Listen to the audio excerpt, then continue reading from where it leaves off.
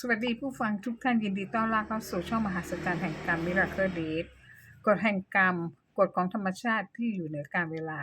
เรื่องราวความเป็นจริงของชีวิตสร้างเหตุอย่างไรต้องรับผลอย่างนั้นไร้ความปราณีทั้งยามมีชีวิตและหลังความตายหนีไม่พ้นต้องชดใช้และจ่ายดอกเบี้ยกรรมด้วยยุติธรรมเสมอเป็นสัจธรรมทำดีได้ดีทำชั่วได้ชั่วศักดิ์สิทธิ์เห็นผลทันตาเปลี่ยนแปลงไม่ได้ ทุกคนมีกรรมเป็นของตน มีกรรมเป็นทายาทมีกรรมมาแต่กำเนิด มีกรรมเป็นเผ่าพันธุ์ มีกรรมเป็นที่พึ่งอาศัย มีกรรมย่อมจำแนกให้ไปเกิด กล่าวถึงพ่อแม่ที่ทิ้งลูกตั้งแต่ทำให้เขาเกิดมานำลูกของตัวเองไปทิ้งตามกองขยะ ตามบ้านปู่ย่าตายายบ้านญาติพี่น้องบ้านเพื่อนหรือแม้กระทั่งคนที่ไม่รู้จัก เช่นคนรับจ้างเลี้ยงเด็กยิ่งในสังคมปัจจุบันเป็นกันมากคนพวกนี้เมื่อทิ้งลูกแล้วมักจะหายสาบสูญไปเลยไม่กลับมาดูดำดูดีว่าลูกจะเป็นอย่างไรคนที่ทิ้งลูกเป็นคนที่ขาดความรับผิดชอบเห็นแก่ตัวหนีปัญหาไร้ความปราณีไม่กล้าเสียสละความสุขของตนเองไม่เอื้อเฟื้อเผื่อแผ่ไม่รักใครจริงไม่คิดว่าอนาคตของลูกตนจะเป็นอย่างไรต้องเผชิญชะตากรรมอย่างไรถ้าเด็กมีบุญเจอผู้อุปถัมภ์ใจดีก็ถือว่าโชคดีอย่างมากแต่ถ้าเจอผู้อุปถัมภ์ที่เป็นคนเลวเด็กจะโชคร้ายทุกข์ทรมานต่างๆนานาแม้ว่าพ่อแม่เป็นผู้ให้กำเนิดลูกเป็นผู้มีพระคุณแต่อย่าลืมว่าผู้ให้กำเนิดทิ้งลูกไปตั้งแต่ยังแบบเบาะช่วยเหลือตัวเองไม่ได้ก็ไม่ต่างอะไรกับการฆ่าลูกของตัวเองให้ตายทั้งเป็นมาดูผลกรรมของผู้ให้กำเนิดที่ทิ้งลูกจะได้รับกรรมดังนี้ 1. ชีวิตคู่ของผู้ให้กำเนิดหาความสุขไม่ได้เลย 2. ไม่สามารถพบรักแท้ได้มีคู่กี่คนก็ถูกทิ้งไปหมด 3. ทำมาหากินอย่างไรก็ไม่มีวันรวย 4. หัวใจโหยหาความรักเหงาเศร้าส้อยไม่มีความสุข 5. ต้องอยู่ตัวคนเดียว 6. ไม่มีใครดูแลยามชรา 7. ไม่มีใครดูแลยามเจ็บไข้ได้ป่วยกรรมทำหน้าที่ตอบสนองทุกการกระทำของผู้ให้กำเนิดที่ทิ้งลูกให้ลำบากมีผู้หญิงสวยคนหนึ่งเกิดในครอบครัวที่พ่อแม่แตกแยกและยากจนแถมแม่มีลูกตั้ง9คนไม่ต้องพูดถึงเรื่องการที่จะเรียนหนังสือเพราะแค่อาหารที่จะให้กินแต่ละมื้อก็ยากลำบากที่สำคัญพี่น้องของเธอทั้ง9คนเกิดจากพ่อ9คนเช่นกันเนื่องจากแม่ของเธอเป็นนักเล่นการพนันตะเวนไปเล่นไพ่ตามบ่อนต่างๆและเป็นนักดื่มสุราอีกแต่ละครั้งที่คลอดลูกออกมาก็ปล่อยให้ลูกดูแลกันเองตัวเองก็ไปเล่นไพ่อ้างหาเงินมาเลี้ยงลูกวันไหนเล่นได้ลูกจะกินอิ่มแต่ถ้าวันไหนเล่นไม่ได้ก็ปล่อยให้ลูกๆไปเดินเที่ยวขอข้าวชาวบ้านกินแม่ของเธอก็ได้สามีในบ่อนการพนันนั่นแหละพอผู้ชายรู้ว่าผู้หญิงท้องก็ทิ้งหนีไปเลยจะเป็นอย่างนี้ทุกครั้งจนพี่สาวของแม่เธอทนไม่ไหวเมื่อเธอคลอดลูกคนที่9ไปแจ้งบอกหมอให้ทำหมันให้น้องสาวทีเพราะน้อง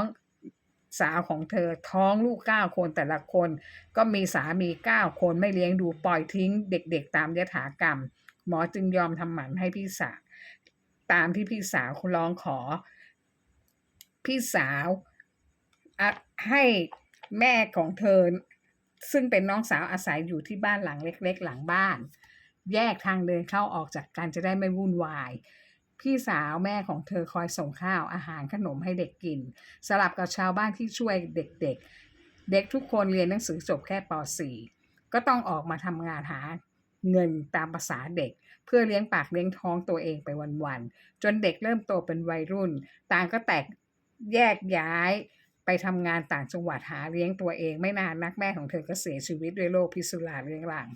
กล่าวถึงผู้หญิงคนนี้เธอเป็นลูกคนที่2เนื่องจากไม่มีความรู้เธอก็ไปทำงานเป็นเด็กเสิร์ฟตามคลับตามบาร์ในสมัยนั้นย่านใจกลางเมืองธุรกิจในกรุงเทพที่มีชื่อเสียงโด่งดังในยุค30กว่าปีที่แล้วในไม่ช้าเธอก็ได้สามีทำงานที่เดียวกันและก็ท้องคลอดลูกชายออกมาเธอเลี้ยงลูกได้7วันก็นำลูกชายมาฝากกับป้า ซึ่งเป็นพี่สาวแม่ของเธอโดยทิ้งเงินไว้ให้200 บาทในสมัยนั้นเพราะเธอเห็นว่าป้าอยู่คนเดียวเนื่องจากลูกๆของป้าต่างแยกย้ายไปทำงานแบบมีครอบครัวกันหมดแต่ส่งเสียเงินมาให้ป้ากินใช้หลังจากนั้นเธอก็หายสาบสูญไป35 ปีโดยไม่มีการติดต่อใดๆเลยเธอก็ตระเวนทำงานไปเรื่อยและเธอก็มีสามีไปเรื่อยเช่นกันแต่โชคดีที่เธอคุมกำเนิดไว้ไม่ยอมให้มีลูกอีกเลยจนลูกชายของเธอโตเป็นหนุ่มหาเลี้ยงชีพตัวเองและมีครอบครัวแล้วเด็กคนนี้ก็ไม่ยอมไปอยู่ที่ไหนอยู่บ้านป้าเรียกป้าว่าแม่ตอนนี้เธอมีอายุ50 ปีแล้วก็ย้ายกลับมาเช่าบ้านอยู่ใกล้ๆบ้านป้า